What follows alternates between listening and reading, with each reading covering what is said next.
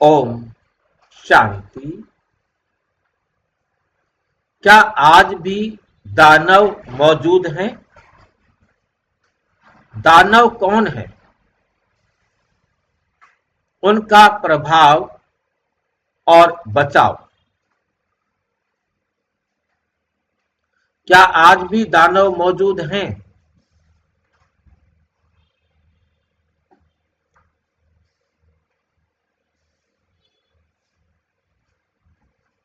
दानव कौन है?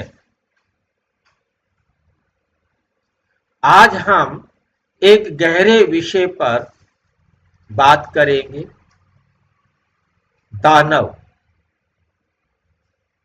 क्या दानव सिर्फ पुरानी कथाओं का हिस्सा है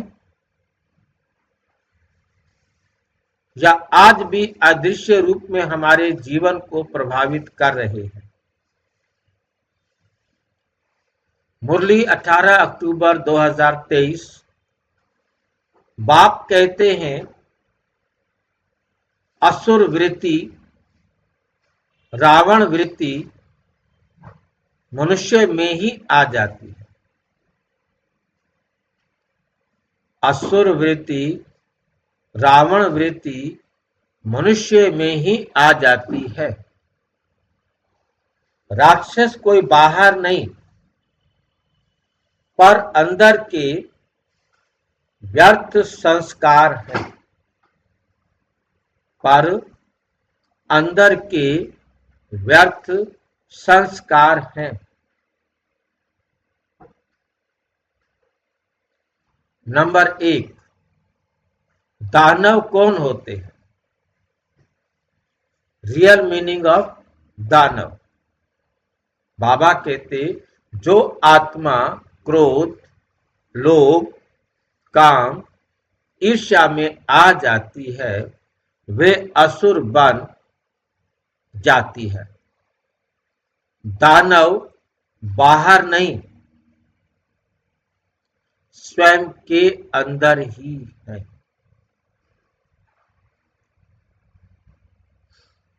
पौराणिक अर्थ। दैत्य, असुर या राक्षस ऐसे जीव जिनका जीवन उद्देश्य केवल भोग, शक्ति और विनाश होता है। ये देवताओं को का विरोध करते हैं, ज्ञान का अंधकार फैलाते हैं।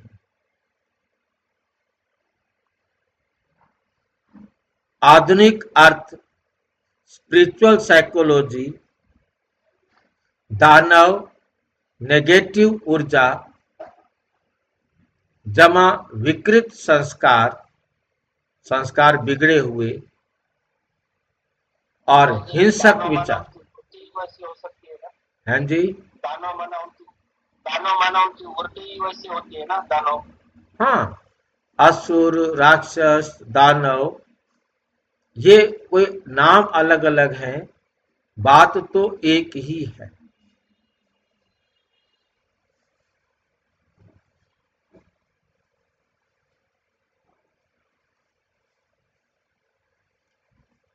थोड़ा थोड़ा। भाई जी फिर ऐसा क्यों कहते हैं जो मंदिर वो बनाए हैं तो बोलते हैं कि राक्षसों ने बनाए हैं, दानव ने बनाए, ऐसा क्यों बोलते हैं?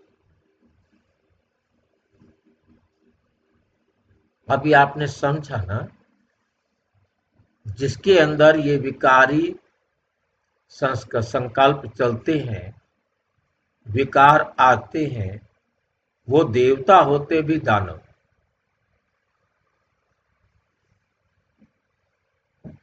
ठीक है कि नहीं? भाई जी वो नहीं बोल रहा मैं, जो पुराने मंदिर है ना बड़े बड़े पत्थरों से बनाए वाले, तो वो कहते हैं कि ये राक्षसों ने बनाया है, दानवों ने बनाया है, ऐसा बताते हैं ना? तो भाई जी दानव किससे कहते हैं, यही तो बता रहा हूं। अभी आपने क्या पढ़ा? यही तो बताया है कि जिसमें काम, क्रोध, लोभ, मोह, अहंकार के विकार हैं वो दानव है तो वो मनुष्य ना, उनमें दानव है।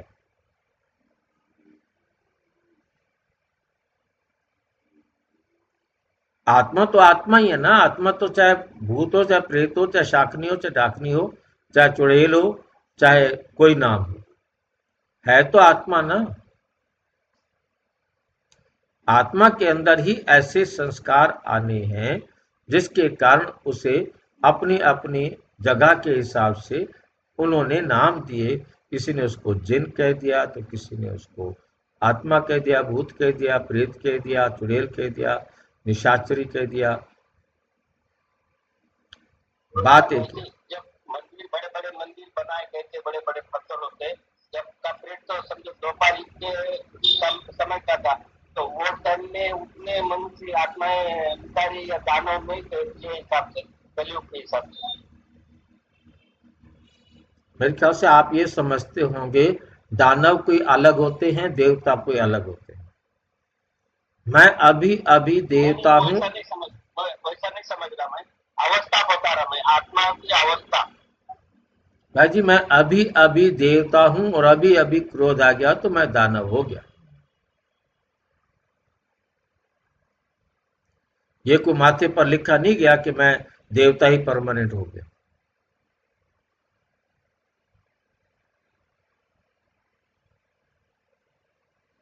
ठीक है कि नहीं?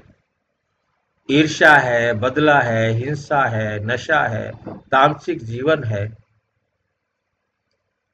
ऐसा जिन्होंने अपना रूप बना लिया है, वो आत्मा को दानव कहा जाता है। शरीर को दानव नहीं कहा जाता। आत्मा को कहा जाता है दुष्ट आत्मा, पाप आत्मा, महान आत्मा, धर्म आत्मा। ये दानव। भाई तब मनुष्यों के वृत्ति में ये सब आ गया था, वो भूत प्रेत ऐसा स्वभाव। तब कहाँ होगा कि असुरों ने मंदिर बनाया, ऐसा हो सकता है? हाँ, भाई जी, एक ही विकार आ जाए तो हम दानव बन गए हैं। और क्या। भाई जी, ये सब जो है ना, भूत प्रेत दानव राक्षस, ये सब तो बाबा के ही बच्चे हैं ना। आप किसके बच्चे हो? मतलब दुनिया में जितने भी आत्मा है सब तो बाबा का बच्चा है, तो सब। ये जो नेगेटिव सभी बाबा के बच्चे हैं। हाँ, शिव के बारात में तो सब है ना, राक्षस दानव मानव सब आते हैं ना, उसके बारात में सभी आत्माएं आती। कैसे भी संस्कार हैं, जैसे संस्कार होंगे वैसा उनको नाम मिल जाएगा।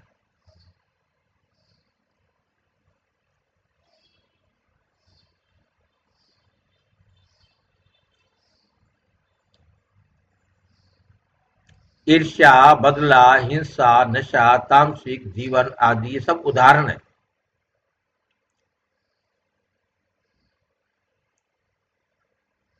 कई व्यक्ति किसी को का अच्छा नहीं देखा।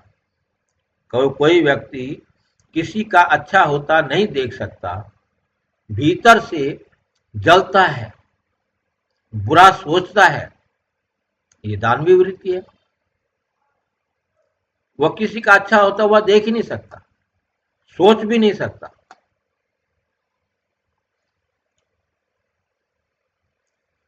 ये दानवीय वृत्ति है। दानव का मानव जीवन पर प्रभाव।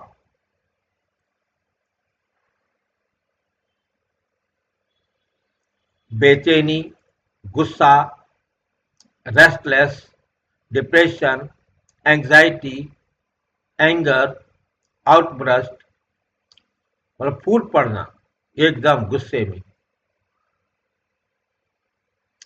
इससे मानसिक अवस्था कितनी खराब हो जाती है। पारिवारिक स्तर पर क्या होता है? नफरत, कटुवाणी, संबंध टूटना। ये पारिवारिक स्तर पर इसका परिणाम निकलता है। सामाजिक स्तर पर युद्ध, भ्रष्टाचार, हिंसा, अपराध। मुरली है 22 अगस्त 2023। आज मानव स्वयं को देवता कहते हैं, पर व्यवहार में दानव बन गया है। कहता देवता है, बन क्या गया है? दानव। क्यों? क्योंकि अहंकार मूल में अहंकार और क्रोध है।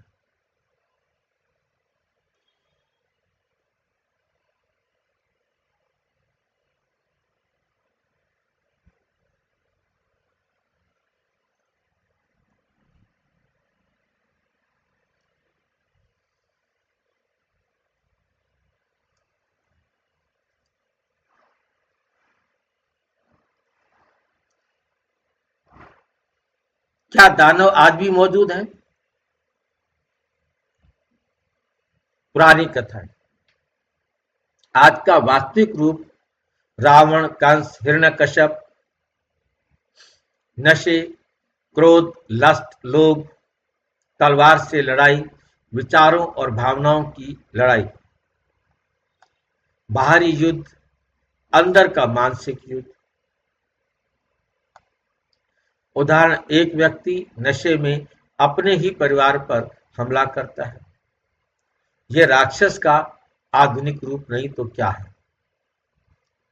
दानवों से बचाव के आध्यात्मिक उपाय। नंबर 1, आत्म स्मृति, सेल्फ अवेयरनेस। मैं आत्मा हूं, देह नहीं।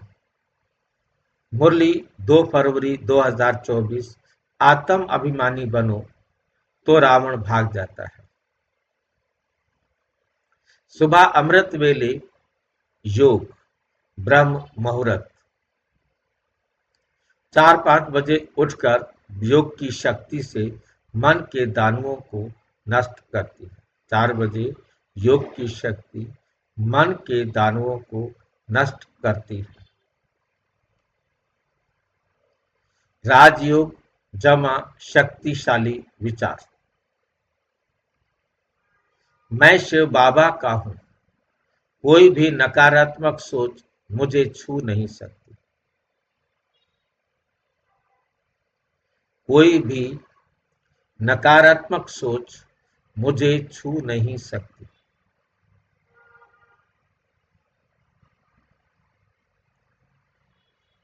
सात गुणों से रक्षा कवच। गुण दानव पर जीत कैसे देता है?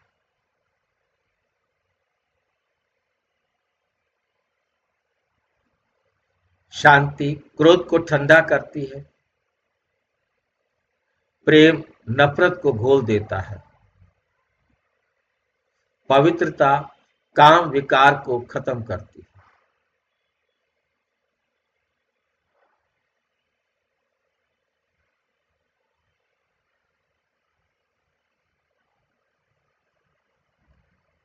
दानवों के संघर्ष के प्रसिद्ध कहानियां।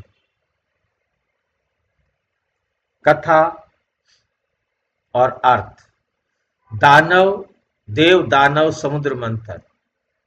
इसका अर्थ है अच्छाई और बुराई का मन अंदर युद्ध।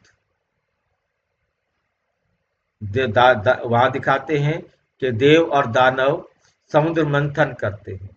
बाबा कहते वास्तव में दिव्य गुणों और आसुरी गुणों का जो युद्ध है वह आपकी बुद्धि में मन के अंदर बुद्धि के अंदर चलता है।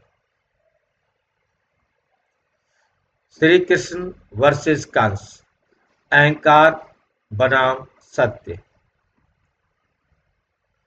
देवी दुर्गा वर्सेस महिषासुर, शक्तिशाली आत्मा समृद्धि बनाम तामसिक संस्कार। निष्कर्ष निकलता है, कंक्लूजन क्या निकलता है? दानव कोई बाहरी प्राणी नहीं बल्कि आत्मा के अंदर की नकारात्मक शक्तियां हैं। इन्हें हराने के लिए तलवार नहीं बल्कि योग शक्ति, आत्म स्मृति और पवित्रता चाहिए। जब हम मैं आत्मा हूं, बाप का हूं, मैं स्थिर हो जाते हैं, तब सबसे बड़ा दानव यानी अहंकार भी समाप्त हो जाता है। अच्छा, ओम शांति।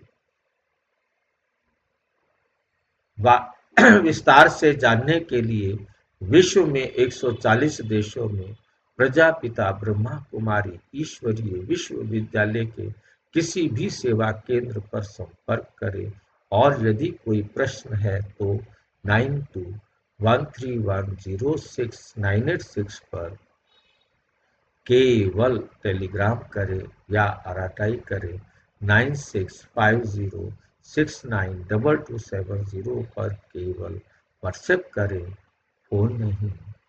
ओम शांति।